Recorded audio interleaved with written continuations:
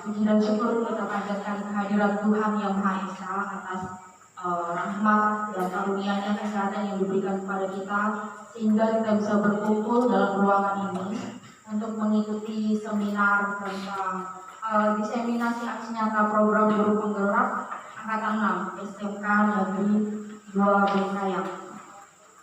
Pertama-tama marilah kita panjatkan puji dan syukur, kemudian kita panjatkan doa. Untuk itu kesediaan Pak Perlindungan untuk memimpin kita dalam doa. Kita berdoa menurut agama dan kepercayaan kita masing-masing, izinkan saya berpimpin secara agama.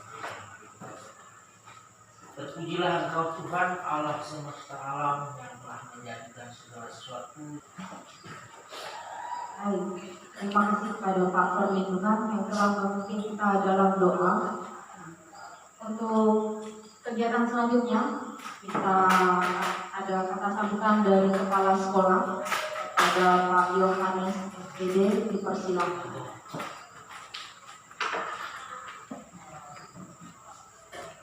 Ada Kepala Sekolah Pak Yohanes SPD. Untuk berikutnya pemaparan materi dari Bu Felicia, kepada Bu Felicia dipersilakan.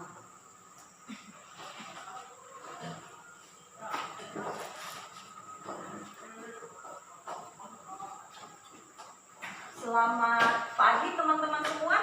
Pagi. Terima kasih atas waktu dan kesempatannya yang diberikan kepada kami guru penggerak angkatan 6. Terima kasih sudah mau gabung pada hari ini. Undangan kita dari 2.000 orang yang datang mungkin hanya 1.000, tapi puji Tuhan ya kita dikasih kesehatan pada pagi hari ini sehingga kita boleh gabung bersama-sama dengan kami. Ada sedikit pemaparan materi yang akan kami bagikan ini seputar modul 1.4 yang kami dapatkan di CGP. Nanti juga saya akan menjelaskan apa sih CGP, apa sih program ini. Nanti kedepannya teman-teman akan tahu. Sebentar tadi ada Pak Yohanes juga udah menyebutkan kepada kita apa sih CGP itu sekilas. Nanti saya akan juga jelaskan mungkin agak mendetail apa sih pentingnya CGP bagi kita. Sebelum kita mulai, kita ada ice breaking dulu. Jadi ice breakingnya itu ular, cacing, gajah, semut. Jadi seperti ini teman-teman. Saat saya mengucapkan gajah, saat saya mengucapkan ular itu panjang. Jadi teman-teman ikut nih. Ular itu panjang, semut itu pendek, gajah itu besar, kemudian semut itu kecil. Jadi kalau misalnya saya bilang ular itu sama-sama kita bilang panjang. Ayo kita try itu nih. 1, 2. Ular itu panjang, cacing itu pendek, gajah itu besar, semut itu kecil, semut itu kecil, gajah itu besar, cacing itu pendek, cacing itu pendek, gajah itu besar. Besarnya ada yang seperti ini ya. Ular itu panjang. Oke, tepuk tangan kita semua. Itu hanya satu ice breaking.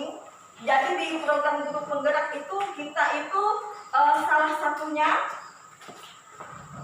dipaparkan bagaimana mencari materi ataupun mengadakan materi yang membuat siswa itu fokus kepada kita di awal pelajaran. Salah satunya dengan seperti tadi begitu masuk, salah satu program kita juga di mana kita itu memfokuskan otak siswa supaya siswa itu ready untuk menerima pelajaran dari kita. Begitu juga SBTK yang seperti itu tadi, itu tidak hanya biasanya kan kalau kita dapat SBTK itu hanya di seminar-seminar, tetapi sebenarnya kita di dalam kelas pun kedepannya untuk bisa mendapat fokus dari siswa diharapkan bisa mengkreasikan ice breaking lain yang banyak di YouTube. Ini pandai teman-teman, kami bisa lebih hebat. Kita ingin belajar bersama, kami ingin mendapat dukungan juga dari teman-teman. Jujur, ikut kegiatan ini semangat ya, semangat. Dan kami akan lebih bersemangat lagi seandainya kami itu bisa mendapat dukungan dari teman-teman semua demi mewujudkan disiplin positif di sekolah. Apa sih disiplin positif? Nanti kita akan bahas. Jadi untuk hari ini kami dengan Bu Mimi, saya dengan Bu Mimi itu bagi materinya nih. Punya perubahan paradigma belajar, kebutuhan dasar dengan motivasi perilaku manusia. Jadi yang ini materi yang akan saya bawakan. Pertama-tama kita masuk ke perubahan paradigma belajar. Ini mudah-mudahan bisa terlihat ya nanti ya. Saya juga enggak yakin.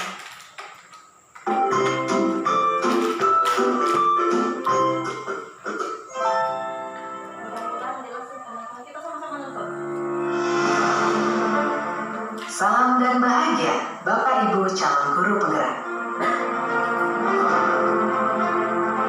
Video ini akan menggambarkan tentang pendidikan zaman kolonial, sekaligus menjadi pengantar bagi Anda untuk berefleksi kembali perjalanan pendidikan Indonesia dari zaman kolonial hingga saat ini.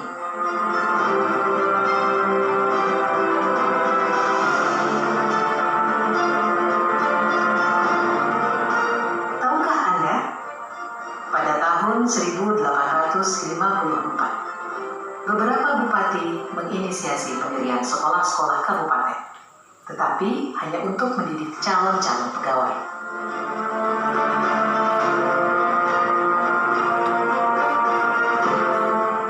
Kemudian tahun yang sama, lahirlah sekolah-sekolah Bumi Putra yang hanya mempunyai 3 kelas. Rakyat hanya diberikan pengajaran membaca, menulis, dan berhitung seperlunya, dan hanya mendidik orang-orang pembantu dalam mendukung usaha dagang mereka.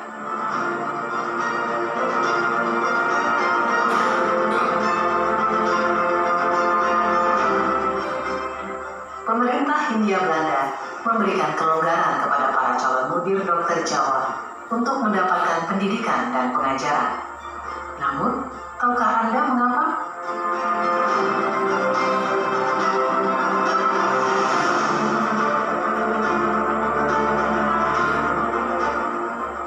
Pada tahun 1920, lahirlah cita-cita baru yang mengimpikan perubahan radikal dalam pendidikan dan pengajaran.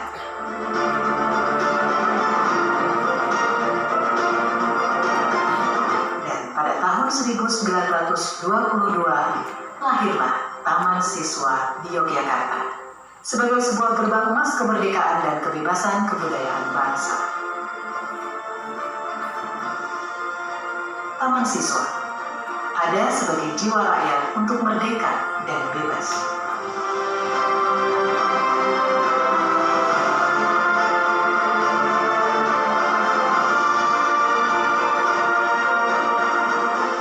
Lalu, apakah kita sudah merdeka?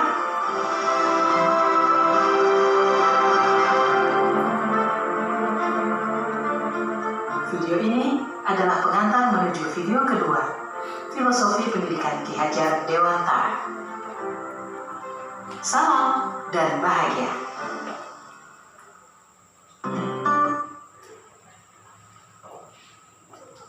Oke, tadi kita udah lihat sama-sama video tentang guru penggerak, dan video itu juga yang menggerakkan saya di awal mengapa saya lalu antusias nih ikut CGP. Jadi saya udah ada mendiskusikan soal CGP pada beberapa orang rekan kita di sini, meskipun itu dari face to face, dari hanya 4 mata ataupun hanya 6 mata, jadi tidak semuanya waktu itu kita bisa kumpul seperti ini. Lalu saya membicarakan CGP. CGP itu apa? Awalnya saya mengikuti CGP itu ikut-ikutan Pak Roberto awalnya. Ya, jadi awal CGP itu saya juga nggak tahu apa sih CGP. Bu, ada program baru namanya CGP, kata Pak Roberto. nggak terlalu susah, nggak sesusah PPG. Silahkan ibu ikuti. Saya juga mau ikut katanya pada saat itu. Jadi kita berempat waktu itu termasuk Ibu Karniati, kita sama-sama ikut CGP. Ada satu berbagai hal sehingga ada yang bisa lanjut dan ada yang tidak. Jadi CGP itu beberapa rekan mengatakan, wah enak nih, CGP itu untuk calon kepala sekolah. Sebenarnya CGP itu tidak untuk calon kepala sekolah. Meskipun kedepannya ada isu yang mengatakan kalau mau jadi calon kepala sekolah itu harus ada sertifikat CGP. Tapi tujuan dan motivasi kita ikut CGP itu sebenarnya bukan itu. Tujuannya itu memang setelah saya lihat videonya itu, kita itu diminta itu menjadi raji, menjadi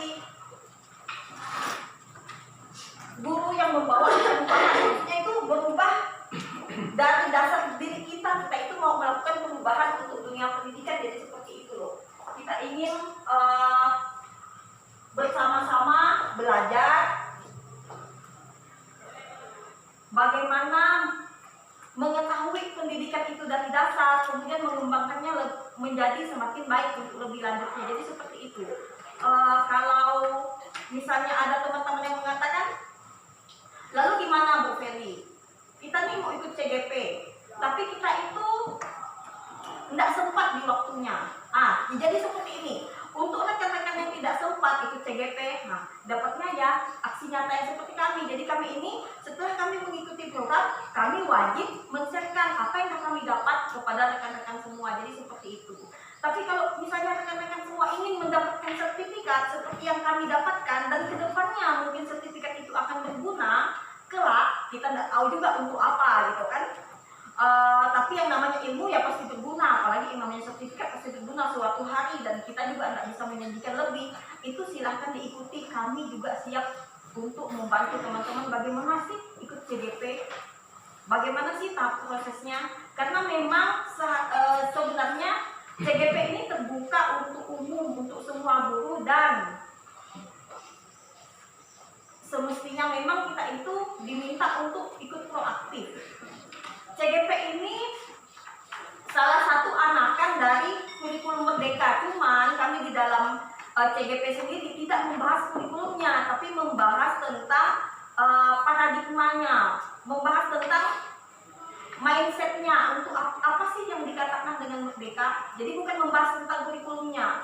Kalau misalnya pembahasan tentang kurikulum mungkin itu lebih ke waka kurikulum, jadi seperti itu. Jadi kami ini cenderung ke bagaimana proses merubah mindset kita yang tadinya pendidikan hanya biasa-biasa saja. Dengan adanya CGP, pemerintah itu berharap semoga kelak akan menjadi dasar bagi kita untuk melakukan hal-hal yang luar biasa kepada anak didik kita. Jadi seperti itu. Itu sedikit pengenalan singkat CGP dari saya kepada rekan-rekan semua. Mudah-mudahan setelah ini ada yang berminat juga untuk join bersama-sama dengan kami di CGP. Silahkan, semakin banyak CGP di sekolah kita akan semakin bagus, akan semakin enak juga kita untuk menerapkan disiplin positif. Dan seandainya memang teman-teman jadi istilahnya tidak putus, setelah ini udah putus, nanti berlanjutnya nanti aja, jadi tidak seperti itu. Jadi dia terus berkesinambungan.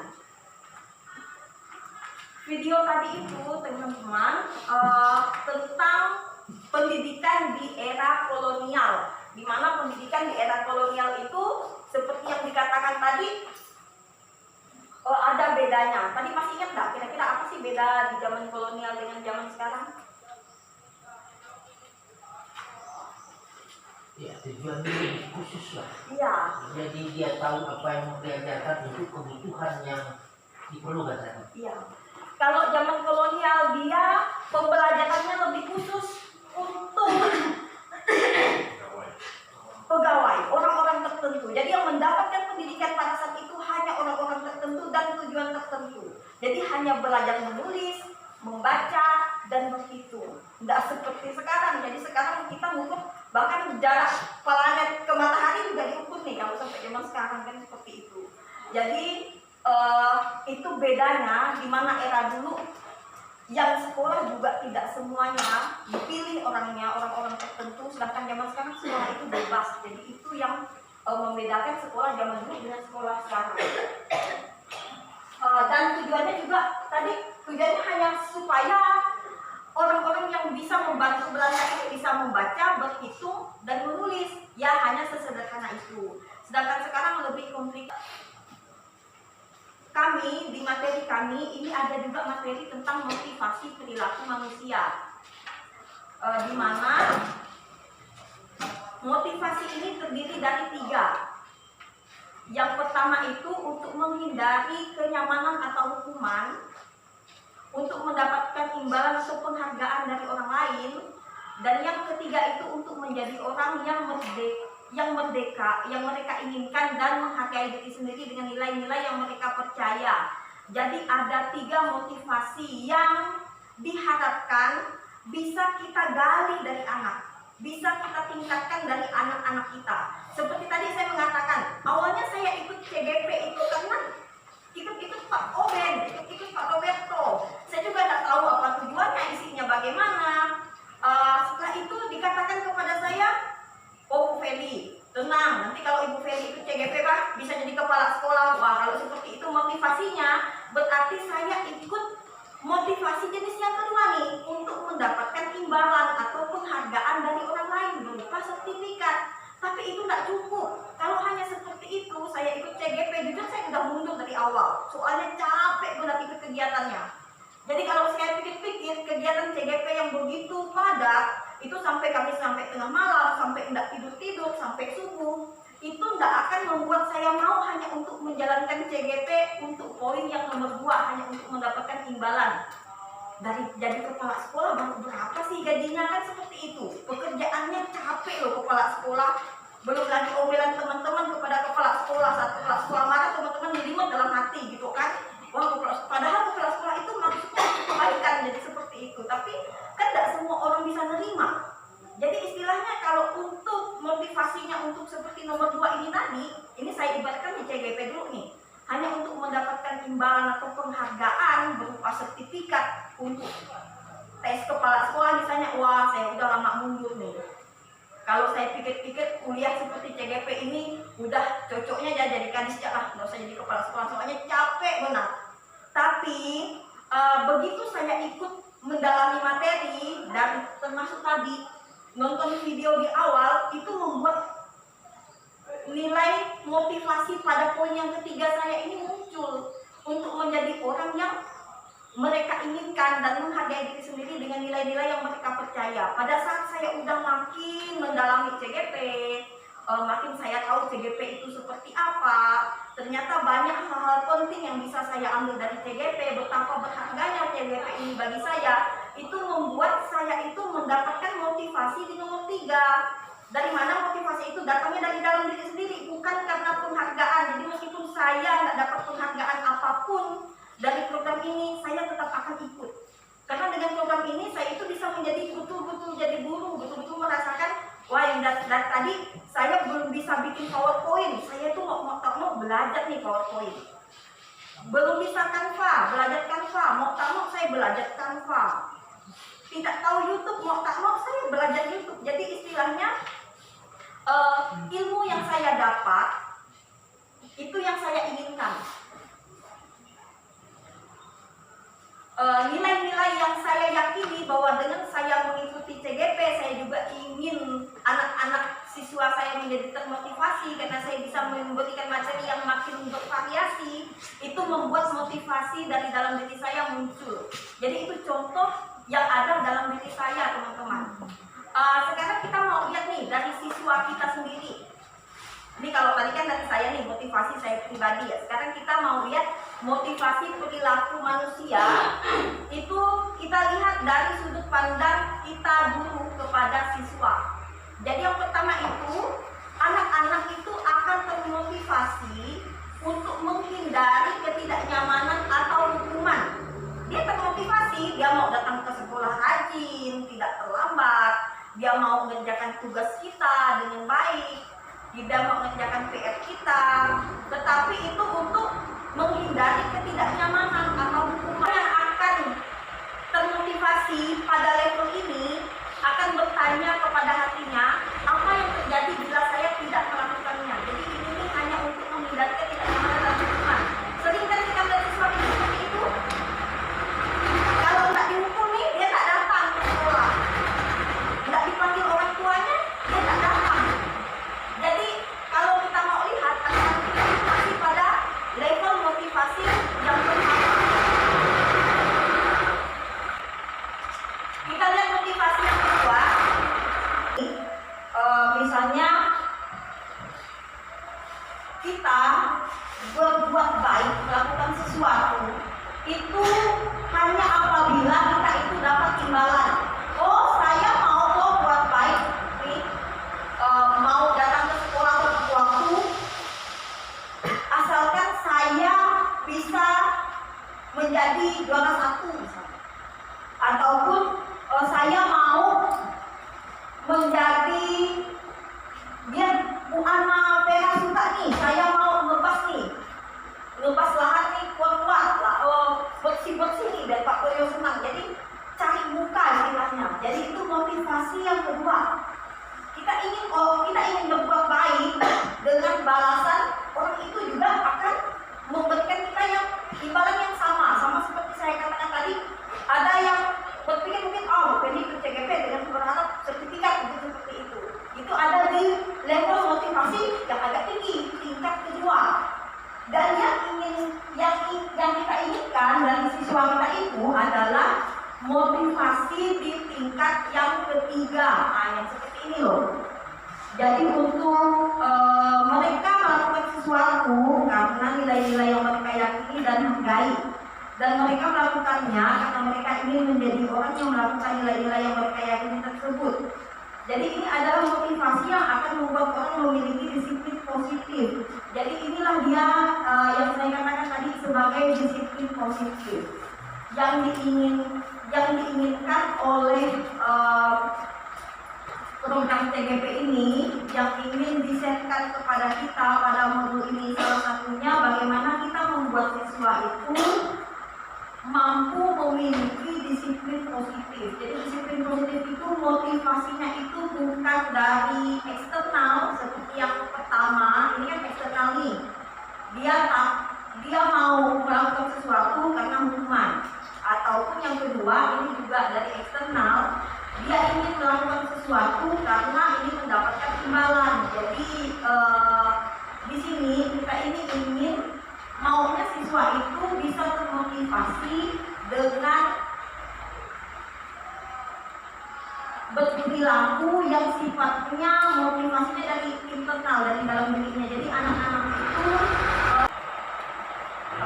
itu untuk tujuan disiplin positif tadi, dari motivasi yang tiga itu, motivasi dari hukuman, dari imbalan, kemudian yang ketiga motivasi dari dalam diri yang disebut dengan disiplin positif. Di sini kita nantinya diharapkan bisa bersama-sama bekerja sama bagaimana menunjukkan disiplin positif yang dari dalam diri siswa. Nanti akan dijelaskan lebih lanjut apa saja cara-caranya. Nanti ada cara-caranya itu nanti akan disambung oleh Bu ini, materi Bu ini. Kemudian sebagai pendidik, apa sih tujuan kita? Yaitu menciptakan anak-anak yang memiliki disiplin diri. Jadi dia punya motivasi intrinsik tadi, ekstrinsik ya. Untuk mendapatkan anak-anak dengan motivasi tersebut, jadi kita juga memiliki kemampuan untuk menilai apa saja sih kebutuhan dasar dari anak-anak kita. Kebutuhan dasar itu seluruh tindakan manusia yang memiliki tujuan tertentu. Semua yang kita lakukan adalah usaha terbaik kita untuk mendapatkan apa yang kita inginkan. Ketika kita mendapatkan apa yang kita inginkan, sebenarnya saat itu kita sedang memenuhi satu atau lebih dari satu kebutuhan dasar. Jadi kebutuhan dasar kita itu ini sama nih kebutuhan kita dengan kebutuhan anak-anak. kebutuhan untuk bertahan hidup, kebutuhan untuk rasa kasih sayang dan rasa diterima, kemudian kebutuhan untuk kebebasan, kebutuhan untuk kesenangan, dan kebutuhan untuk penguasaan. Jadi itu 5 kebutuhan dasar manusia. Apa sih kebutuhan dasar? Jadi kebutuhan dasar itu misalnya makan, minum, tempat tinggal. Jadi salah satu hal yang akan memotivasi anak bisa mempunyai disiplin tadi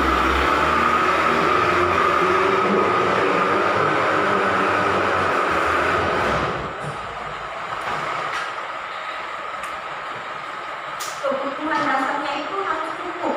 Kebutuhan makan, minum, dan tempat tinggal. Kemudian untuk yang kedua itu kebutuhan akan cinta dan kasih sayang. Kebutuhan untuk mencintai dan memiliki meliputi kebutuhan akan hubungan dan kondisi sosial. Kebutuhan untuk memberi dan menerima kasih sayang, dan kebutuhan untuk merasa menjadi bagian dari suatu kelompok. Anak-anak yang memiliki kebutuhan dasar kasih sayang dan rasa diterima yang tinggi biasanya ingin disukai dan diterima oleh lingkungannya. Guru itu juga salah satu kebutuhan dasar yang mereka tunjukkan. Oh, kalau misalnya dengan Bu Yayang, saya lebih suka nih belajar dengan Bu Yayang. Oh, saya suka belajar dengan Bu Ferawati nih. Atau saya lebih suka nih belajar dengan Pak Oyok, bisa jadi seperti itu. Jadi itu menunjukkan bahwa anak-anak ini punya kebutuhan untuk merasa disayangi, dicintai, jadi seperti itu. Kemudian kebutuhan dasar manusia yang ketiga itu adalah dasar penguasaan. Kebutuhan pengakuan atas kemampuan. Kebutuhan ini berhubungan dengan kekuatan untuk mencapai sesuatu, menjadi kompeten, menjadi terampil, diakui atas prestasi dan keterampilan kita. Kebutuhan untuk didengarkan dan memiliki harga diri. Jadi itu untuk kebutuhan dasar yang ketiga. Kemudian kebutuhan dasar yang keempat yaitu kebebasan. Kebutuhan akan pilihan. Jadi kita itu memberikan kebebasan anak untuk memilih, nanti itu ada di belajar merdeka. Jadi diharapkan nanti kita ini jadi pemimpin pembelajar.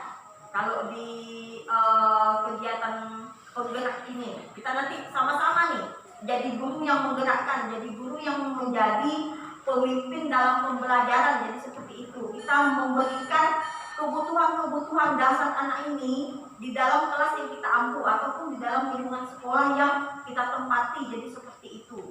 Kemudian yang kelima, kebutuhan anak untuk merasakan senang. Jadi anak ini perlu senang nih dengan lingkungan sekolah, perlu senang dulu dengan pelajaran kita. Jadi anak-anak ini kesenangannya ini bisa dari bermain, bisa dari tertawa. Makanya seperti itu kan, kalau guru yang humoris, guru yang senangnya membagikan cerita lucu misalnya, ataupun senang berbagi dengan siswa, anak-anak itu cenderung merasa antusias, cenderung akan merasakan senang karena kebutuhan dasar untuk kesenangan mereka itu tercukupi. Jadi ada 5 kebutuhan dasar yang apabila kelima-limanya ini mampu kita ciptakan di sekolah kita, di kelas kita, minimal di kelas kita bisa mendapatkan motivasi yang jenis level ketiga itu tadi, motivasi intrinsik dari siswa. Apabila siswa kita makannya cukup, minumnya cukup, tempat tinggalnya cukup, jadi mereka tidak lagi berpikir nih bagaimana untuk bertahan hidup. Jadi istilahnya, kalau misalnya anak-anak kita berada jauh dari orang tua, bagaimana hidup bertahan hidup? Jadi ini adalah diperlukan komunikasi kita dengan orang tua siswa. Jadi itu mengapa sebabnya kepala sekolah kita rajin nih manggil orang tua siswa. Jadi apabila anak bermasalah, orang tua siswa segera dipanggil. Ya, karena memang itu salah satu kebutuhan dasar manusia, kebutuhan dasar anak, yaitu kebutuhan bertahan hidup, di mana yang memegang peranan penting untuk ini adalah orang tua mereka. Jadi guru ini istilahnya mamuni mereka. Kalau mereka ada permasalahan terkait kebutuhan bertahan hidup ini, kita bisa mengajak orang tua mereka untuk memahami anak bersama-sama, jadi seperti itu. Kebutuhan yang kedua, cinta dan kasih sayang, yang seperti yang tadi sudah saya jelaskan, cuma teman lewatnya, jadi tapi bisa teman-teman baca, dan juga tadi sekilas juga sudah mendengarkan bagaimana kita bisa membangun lingkungan sekolah atau lingkungan pembelajaran di kelas itu membangun rasa cinta di dalam kelas, di mana anak-anaknya bisa akrab, bisa suka dengan gurunya. Bagaimana caranya? Itu yang kita mau cari, supaya kita juga tidak bosan mengajar, dan anak-anak juga tidak bosan belajar dengan kita. Kemudian setelah 5 kebutuhan dasar ini tadi,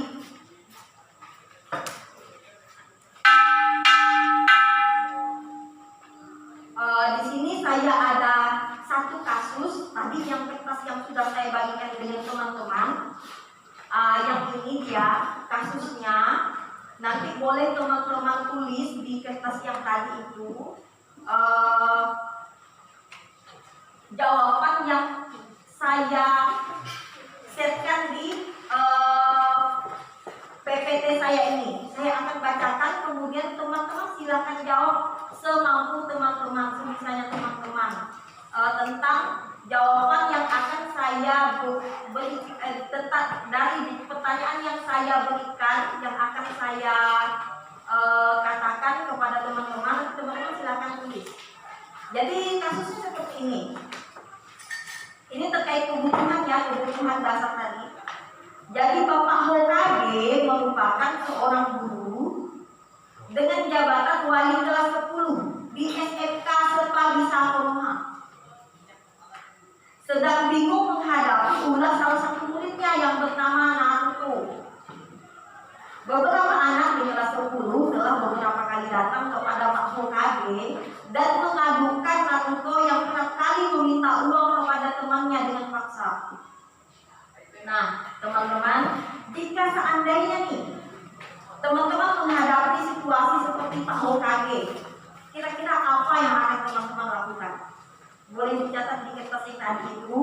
Kemudian menurut teman-teman, kira-kira kebutuhan apa yang mendasari Naruto melakukan hal tersebut?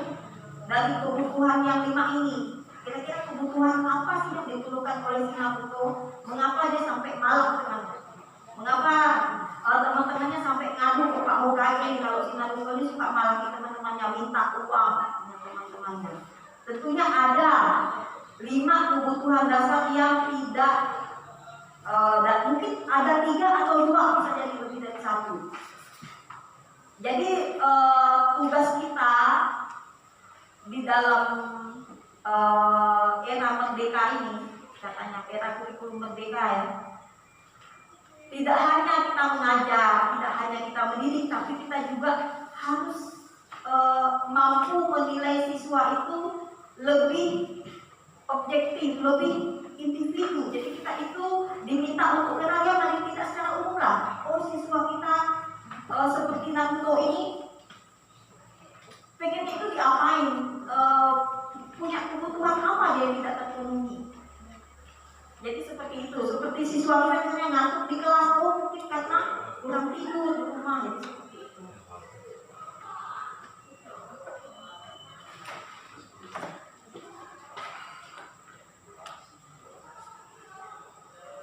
Saya berikan waktu ya untuk menjawabnya. Mungkin ada teman-teman yang sudah.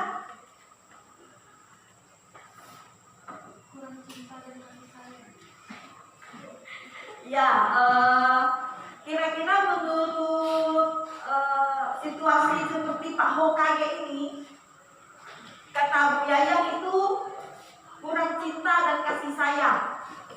Mengapa? Kebutuhannya itu kebutuhan untuk yang nomor 2 ya, cinta dan kasih sayang. Mengapa Ibu Yayang mengatakan kurang cinta dan kasih sayang si Naruto ini?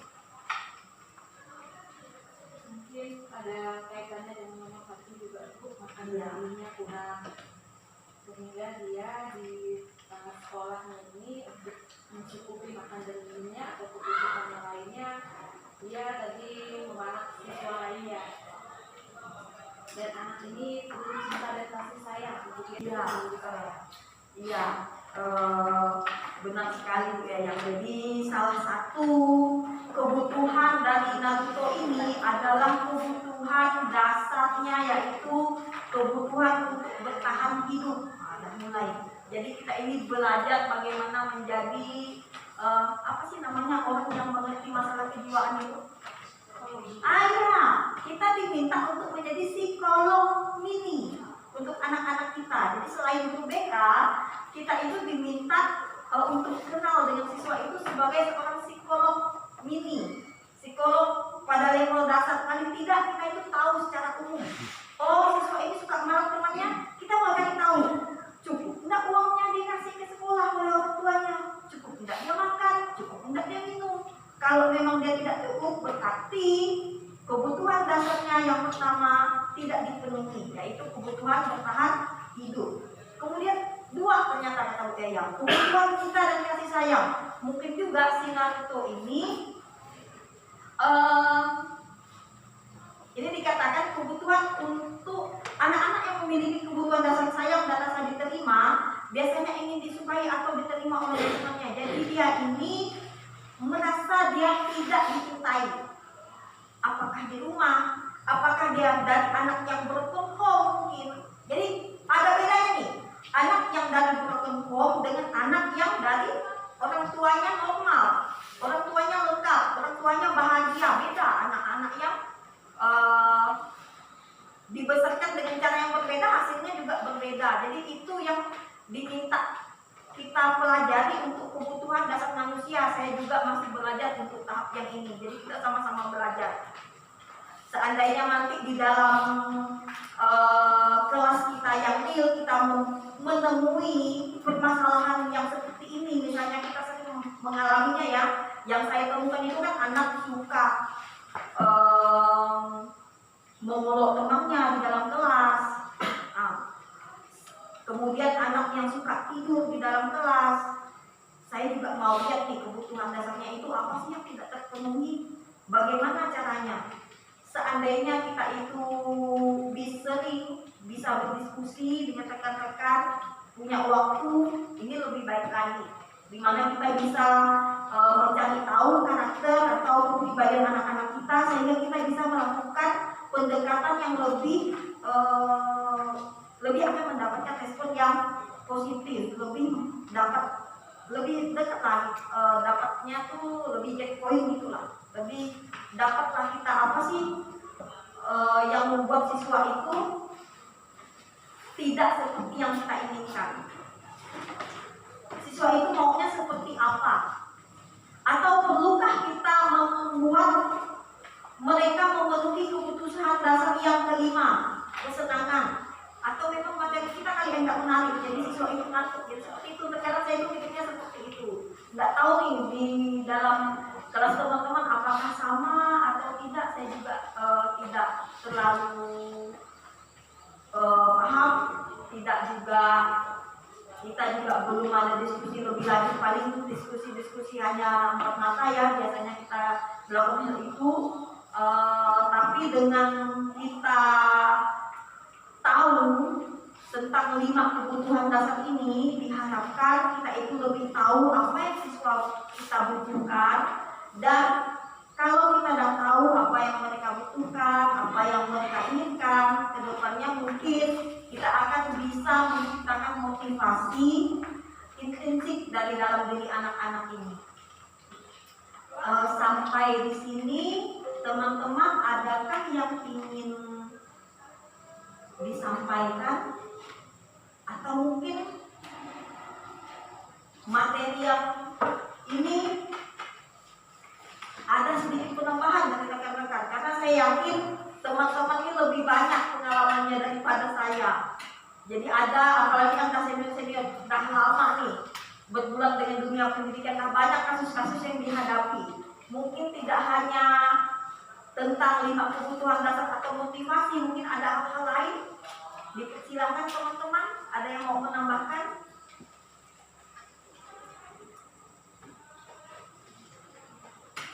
Baik, saya coba menambahkan. Iya. Jadi yang pertama kalau kita lihat, kalau tadi katakan satu contoh orang tua, ini maksud saya pertama kita pilih bahwa itu sentralnya di mana. Apakah itu memang ranah dan membahas masalah motivasi, dia pasti ambil buku ekonomi. Di situ lebih banyak dibahas. Ini saja. Oke, terima kasih Pak Lindung. Sebenarnya dari tadi Pak Lindung memaparkan hal-hal yang terkait murid kita itu udah detail. Dan seperti itulah sebenarnya yang diharapkan dari seorang pendidik untuk tahu karakter siswanya. Paling tidak untuk hal-hal umum seperti yang tadi Pak Lindung sudah jelaskan, siswa saya ngantuk. Oh mungkin dia cari nih penyebabnya apa, ditanya dengan siswa itu, oh penyebabnya ternyata nonton band. Jadi itu salah satu tugas kita guru, di mana kita harus tahu kebutuhan dasar kita, dasar siswa kita itu tadi. Ternyata kan kebutuhan dasar siswa kita yang tadi suka ngantuk-ngantukan, ternyata itu kebutuhannya tidur, kebutuhannya rasa nyaman, kebutuhannya itu tidur, kebutuhannya itu bisa istirahat yang cukup. Dan bagaimana kita bisa menciptakan kebutuhan dasar berupa istirahat yang cukup tadi? Misalnya kalau siswa kita tinggalnya di asrama, ya kemungkinan asramanya nih yang harus jeli.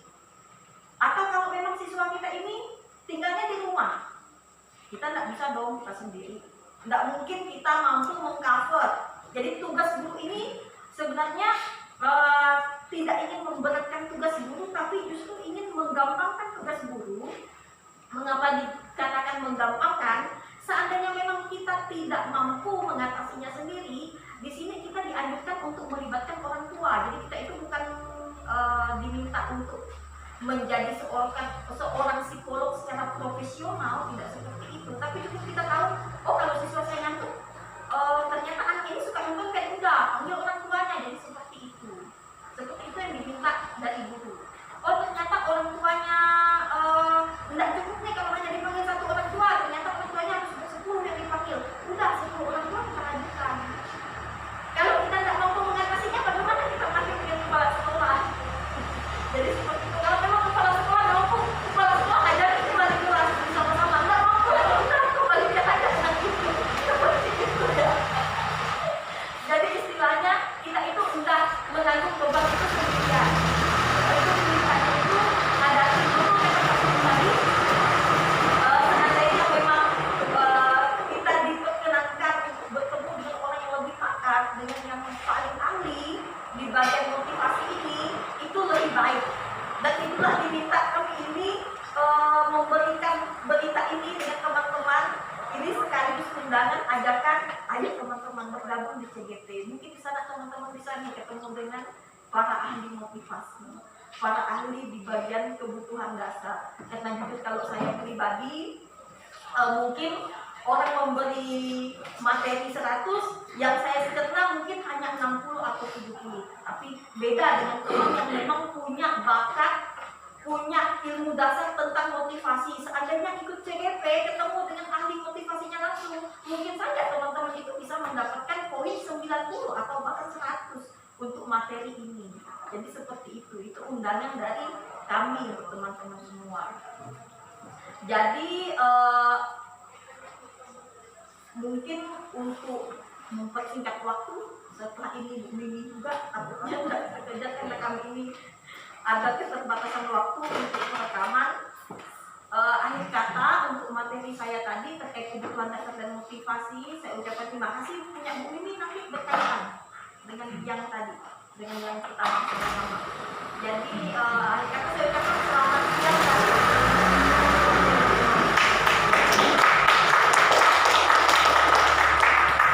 Siswanya 100, lalu guru pikirnya 4, makanya titik. Kan keterlaluan ya. Kalau 4 orang, saya kira 4 penjuru ini saja langsung. Malah yang terjadi apa? Kegiatannya cantik, ya kan? Kegiatannya di kantor. Coba apa tahu ini. Jadi fungsi saya sebagai guru Dan Bapak Ibu semua adalah siswa.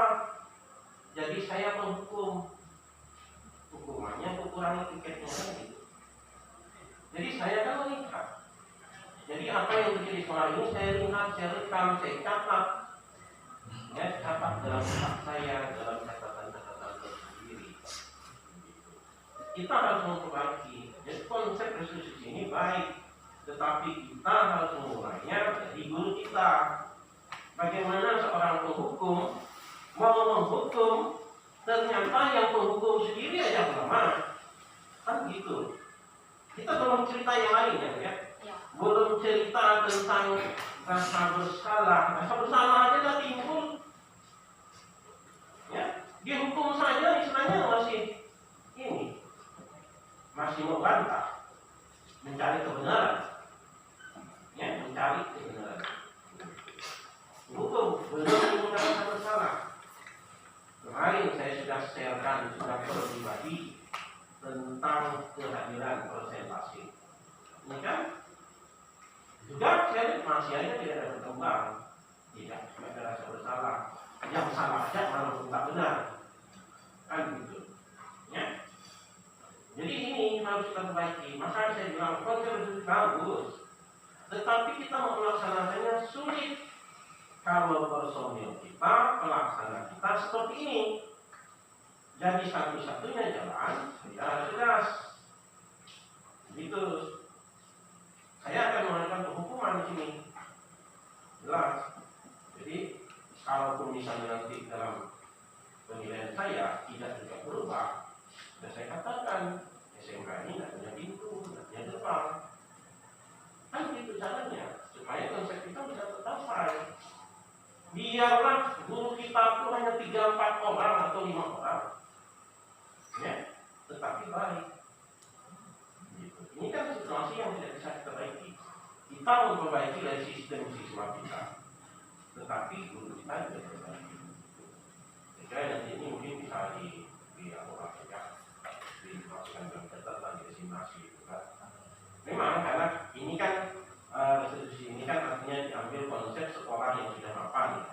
Konsep sekolah mapan. Jadi gurunya tadi dalam video kita lihat kan, gurunya mengarah siswa. Kenapa? Kalau nanti sering terlambat kepala sekolah marah gurunya kan gitu. Iya. Sekarang saya mengarah siswanya, mengarah gurunya ya susah, karena sama-sama terlambat. Gitu, kan? Datanya lambat. Makanya sekarang saya sudah menerapkan. Mungkin berapa minggu yang lalu saya sudah mendata guru datang jam berapa, pulang jam berapa. Tapi sekarang saya jelaskan dengan tiket, mencatat guru datang jam berapa, pulang jam berapa. Itu saya. Ya. Jadi itu artinya saya memulai restitusi itu dari guru. Karena sekarang siswa kita sudah ada baik.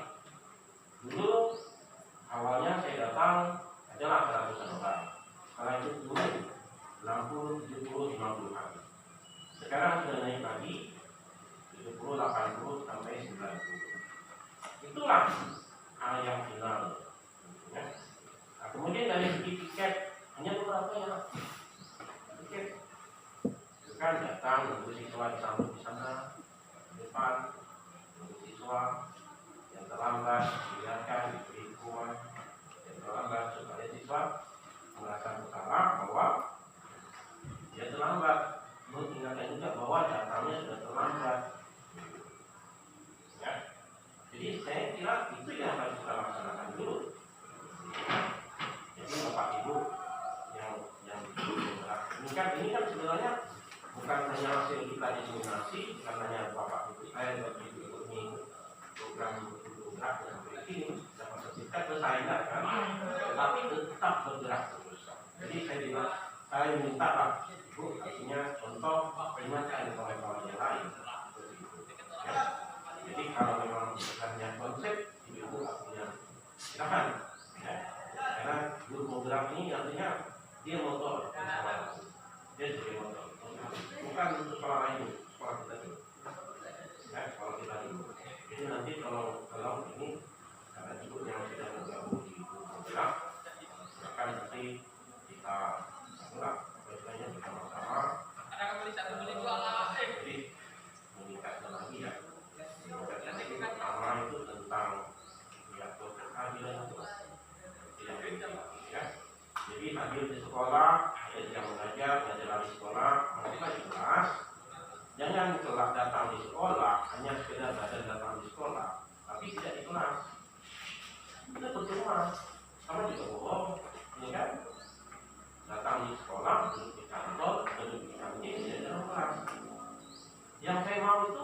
kelas.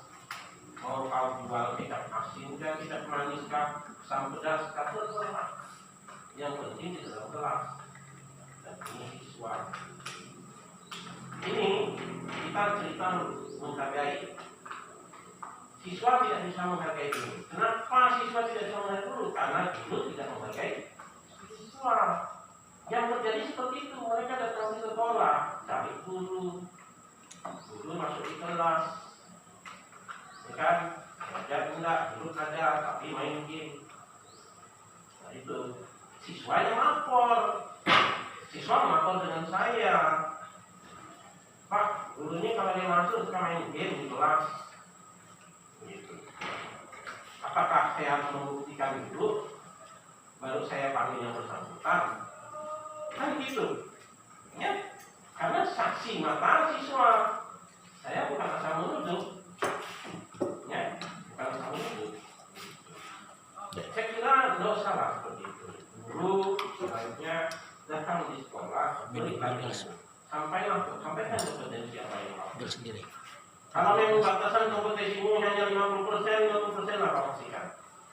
Begitu. Karena kompetensi yang rendah jangan kau paksakan ke bilang tinggi. Begitu. Jangan membohongi diri namanya. Ya, jangan membohongi diri. Karena apa? Salah yang kita ajarkan dengan siswa, salah yang mereka terima, salah itu yang dibawanya terus. Ya. Kalau kesalahan sudah kita bangun, untuk memperbaikinya sulit. Kembali lagi kita pembelajaran tentang kritik. Tapi itu harus dibongkar kembali, dibongkar kemudian disusun kembali. Itu berat. Apalagi kalau ada tingkat seperti ini, ya. Tingkat SMK, kelas 10, 11, dan 12. Makanya yang konsep di sini saya sangat tertarik sekali dengan seperti ini, ya. Tetapi kita harus berbaiki dari kita dulu. Ya. Jadi kalau siswa terlambat kita hukum, sekarang terlambat dulu diapakan? Kan kita harus juga begitu, ya, menciptakan rasa keadilan dengan siswa. Ya, nanti siswa kami terlambat dihukum, tapi guru terlambat tidak dihukum. Habis itu guru tidak datang juga tidak ada sanksi. Itu kan nanti kembali ke situ. Jadi ibaratnya bagaimana kita sebagai posisi hukum sementara kita sendiri lemah, kan begitu, kekurangan itu. Ya saya kira seperti itu, mungkin masukan dari saya. Terima kasih untuk masukan dari Bapak Kepala Sekolah. Memang di sekolah kita ini mungkin benar seperti pemikiran dari Ki Hajar bahwa anak itu punya dua kodrat alam dengan kodrat zaman. Kita juga berawal dari anak, mungkin kodrat alam kita ya mungkin dari sebelumnya ya seperti itu, disiplinnya longgar, mau masuk, nggak mau masuk ya udah, mau ngasih tugas udah, nggak mau kasih tugas ya udah, mungkin itu mungkin udah dari kodrat alamnya itu. Dan kita juga mengikuti perkembangan zaman. Oh teman saya ada yang ini kayak gini, mungkin ya udahlah saya juga kayak gini, mungkin kayak gitu. Tapi untuk menjadi membudayakan budaya positif ini memang kita harus mulainya dari diri kita sendiri dulu, biar bisa kita transferkan ilmu kita ke orang lain. Kalau misalnya kita sudah memulai segala hal dari diri sendiri, ya kita bisa nggak lagi bersifat ya, bodoh amat. Itu kan tugas Anda sebagai guru ya. Mungkin Anda mengikuti kegiatan ini ya biar lulus jadi kepala sekolah atau lulus jadi CGP. Sebenarnya bukan itu. Kami melakukan diseminasi ini adalah kegiatan untuk memberikan informasi kepada teman-teman, kepada kita semua, biar kita dapat, oh seharusnya sebenarnya posisi kontrol kita sebagai guru itu seperti apa. Oh saya sebagai pendidik itu seharusnya seperti apa. Oh tujuan saya jadi guru itu seperti apa. Apakah cuma sekedar kertas doang untuk dapatkan gaji, untuk dapatkan uang, ataukah tuntutan dari orang tua. Jadi kita harus menggeluti segala hal yang kita lakukan itu mulai dari diri kita sendiri.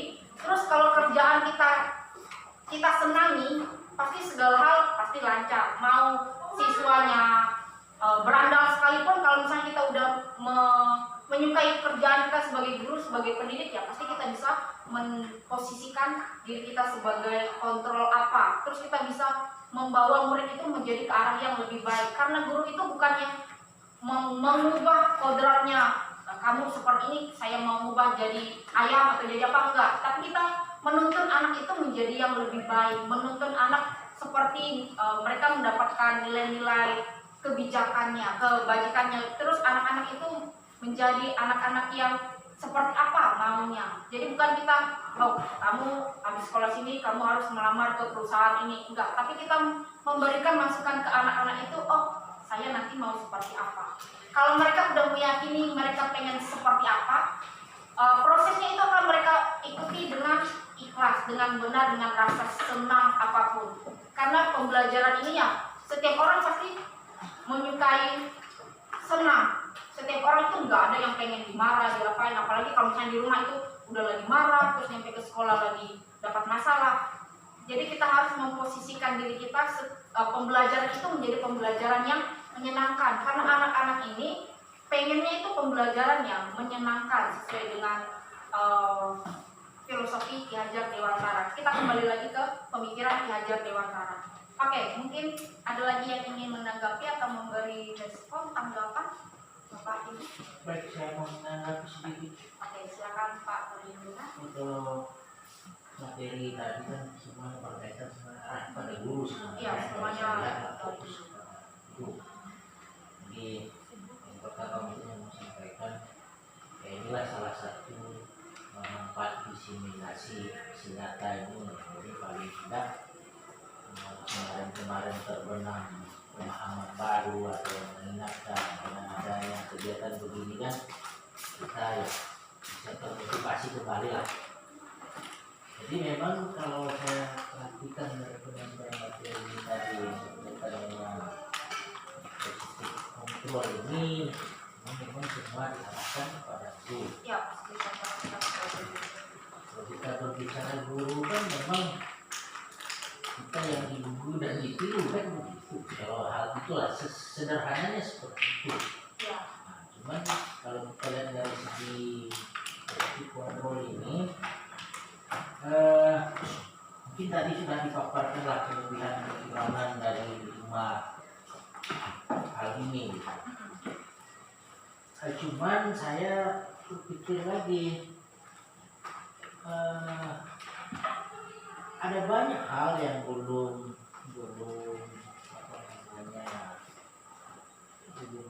terkaji secara rinci. Kalau kita melihat misalnya mengapa seorang guru itu sampai dia bertindak sebagai ustaz, ini banyak faktor.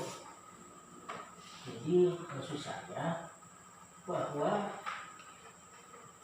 karakter kita sebagai penghukum bisa juga muncul pada saat tertentu. Saya ambil contoh begini.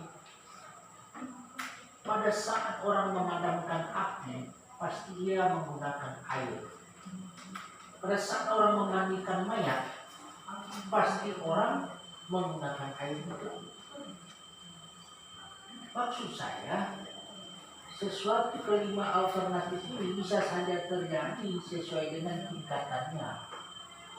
Karena memang seperti tadi sekolah sampai kausalitas kita dengan siswa juga memang kata kalau yang di video itu kan memang sudah disusun lah untuk mengarah kepada pemahaman itu. Tapi di lapangan kan tidak sesempurna itu. Kita lihat ada siswa kita tanya jawab, dia enggak. Lama-lama naik juga tensi itu kan begitu maksud saya. Jadi saya bukan berarti kita menolak itu. Dan itu fakta loh di sekolah. Saya pernah tanyakan yang sederhana saja, apa cita-citamu? Dia bilang nggak tahu.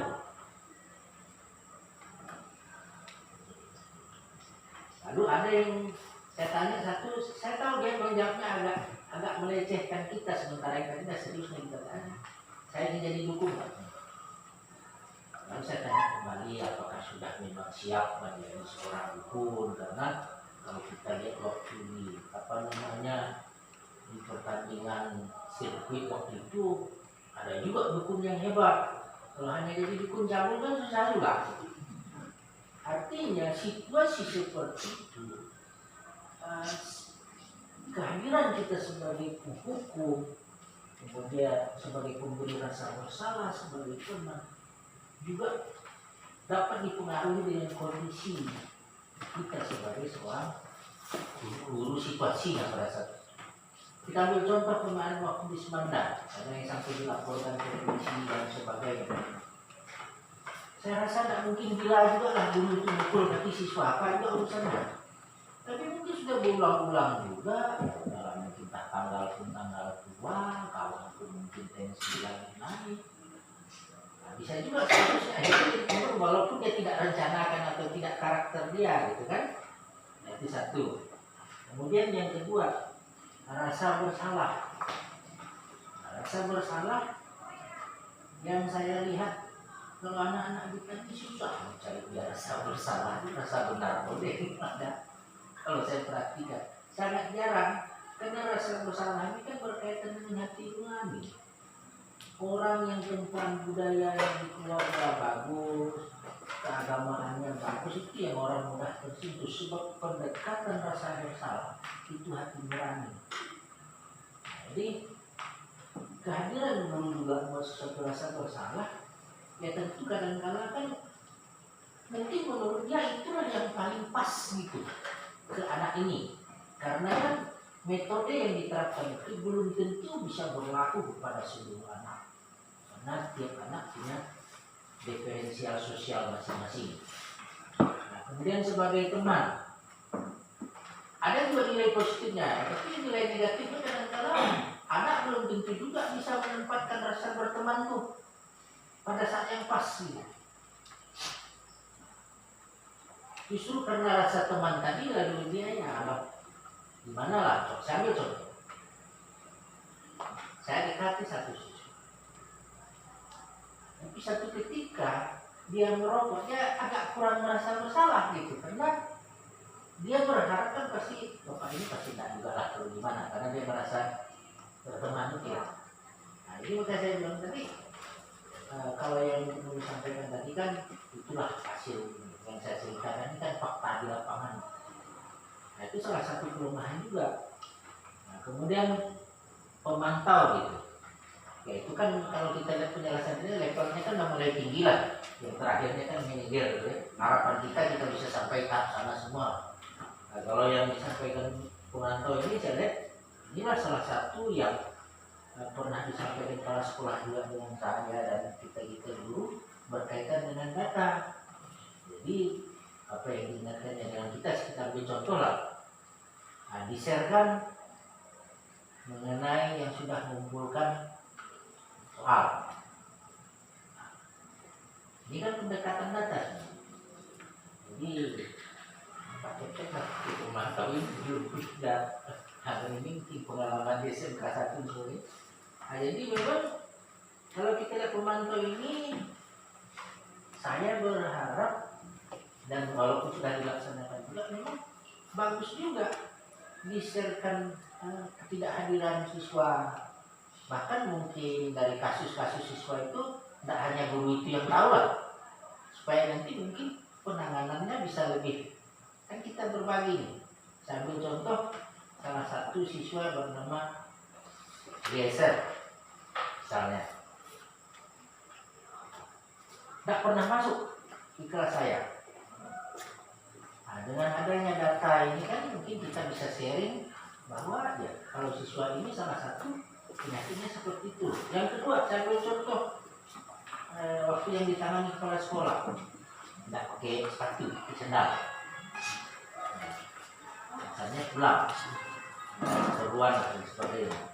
Nah, jadi dengan adanya kita lihat ini kan kita bisa tandai si A, si B, si C, sehingga penerapan kehadiran kita untuk positif kontrol ini kan, ini orang cocoknya yang mana dan kita pakai. Misalnya pakai pemantau. Kalau kita tahu misalnya dia tidak hadir sekian hari kan lebih pas lah kita menjelaskannya. Nah, kemudian kita lihat manajer tadi. Nah, ini kan mengelola situasi. Memang kalau orang tertentu loh pekerjaannya tidak paling atas lah, yang sehingga tidak ada kata-kata yang seperti apa dan sebagainya. Tapi pada intinya itu tadi saya katakan, setiap guru bisa terjebak dalam salah satu positif kontrol. mungkin yang terendah atau yang tertinggi.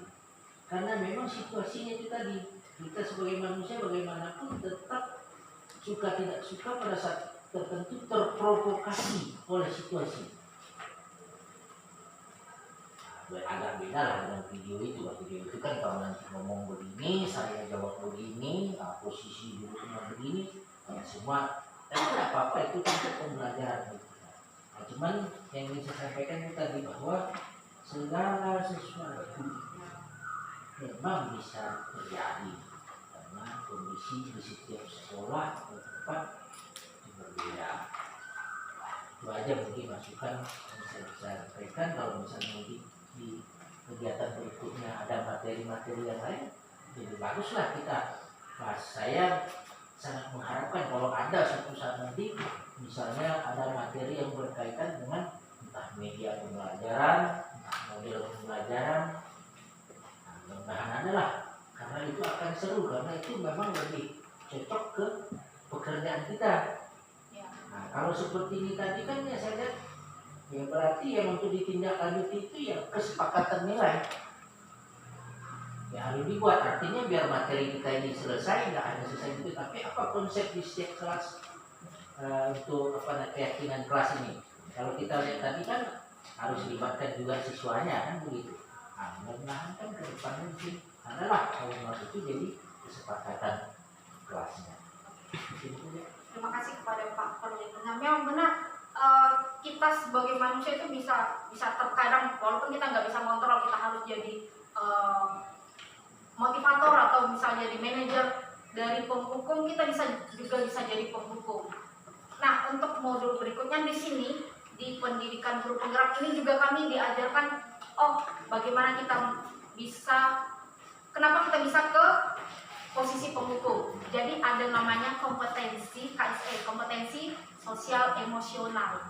Jadi di situ ada kesadaran diri, manajerial diri, di situ nanti diajarkan di pendidikan guru penggerak ini. Makanya di sini bukan kami selesai dan sampai di sini ya udah selesai, enggak. Kami juga mengajak para rekan-rekan guru, teman-teman untuk bisa bergabung dengan kami pendidikan guru penggerak. Kegiatannya itu mungkin nggak seribet yang dipikirkan. Karena kita sebagai guru, ya kita bisa diajarkan di situ materi-materi, pengalaman-pengalaman yang enggak kita dapat di lingkungan kita. Dan kita juga bisa setiap guru, ya enggak di sini aja. Karena saya juga mengajar di tempat lain, ada posisi kontrol yang lebih sering kita geluti itu adalah teman ataupun penghukum. Dua itu, antara teman dengan penghukum. Jadi teman dengan penghukum itu ada sisi negatif, positifnya. Positifnya ya kalau teman ya kita bisa murid itu bisa care sama kita. Tapi ada sisi negatifnya. Dengan kita biasanya mereka akan semena-mena. Gak malah guru ini biarkan aja lah. Guru ini yang nggak masuk, biarkan aja lah. Terus kalau misalnya penghukum, biasanya murid itu positifnya ya mereka ikuti aturan. Tapi negatifnya bisa saja mereka di luar mendendam pada kita. Bisa saja itu bisa menjadi motivasi untuk mereka bukan menjadi yang lebih baik, bukan menjadi anak yang lebih baik, tapi malah menjadi anak yang melenceng dari nilai-nilai kebajikan itu sendiri. Oke, sampai di sini mungkin ada lagi dari teman-teman yang ingin menanggapi atau menanyakan? Nggak ada? Kalau tidak ada, saya ucapkan terima kasih kepada teman-teman kepala sekolah yang sudah memfasilitasi kami untuk menyelenggarakan kegiatan diseminasi aksi nyata. Terima kasih sudah meluangkan waktunya. Terima kasih sudah mendukung kami sampai sejauh ini. Ya, kami harap untuk kedepannya mohon bantuan kita bisa berkolaborasi mewujudkan budaya positif kita di SMK Negeri 2 Bengkayang. Kita membentuk karakter-karakter siswa. Ya walaupun itu agak sulit, tapi kalau kita bisa mulai dari diri kita sendiri, kalau kita bisa sama-sama berkolaborasi, semuanya akan berjalan dengan lancar. Oke, terima kasih. Kita beri aplaus untuk diri kita sendiri.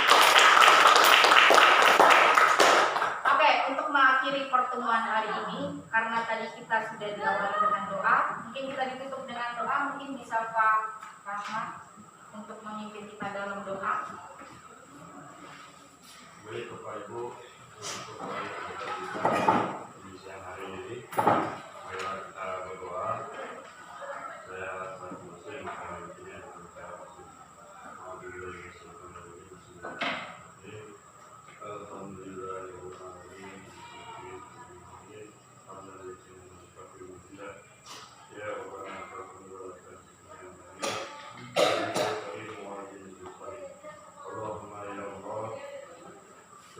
kasih atas waktu yang telah diberikan kepada kami, ya Allah, untuk melaksanakan kegiatan pada hari ini. Semoga dengan apa yang dipaparkan oleh teman-teman kami, ya Allah, bisa bermanfaat bagi kami semua untuk menuju SMK 2 yang lebih baik, ya Allah. Ya Allah, ya Rahman, ya Rahim, kami selaku guru, ya Allah, sebagai panutan bagi siswa kami, izinkanlah kami untuk lebih berluasa yang ilmu, ya Allah, agar bisa kami mendidik murid-murid kami ke arah yang lebih baik, ya Allah. Rabbana hab lana min azwajina wa dzurriyyatina qurrata a'yun waj'alna lil muttaqina imama. Rabbana atina fid dunya hasanah wa fil akhirati hasanah wa qina adzaban nar. Walhamdulillah. Oke, terima kasih kepada Pak Rahmat. Sama seperti yang untuk kita SMK bisa, saya yakin kita bisa menyalurkan motivasi-motivasi energi-energi positif untuk kedepannya. Setelah ini kita boleh foto dulu mungkin di depan. Kita lanjutkan ke agenda Pak. Oke, kita lanjutkan ke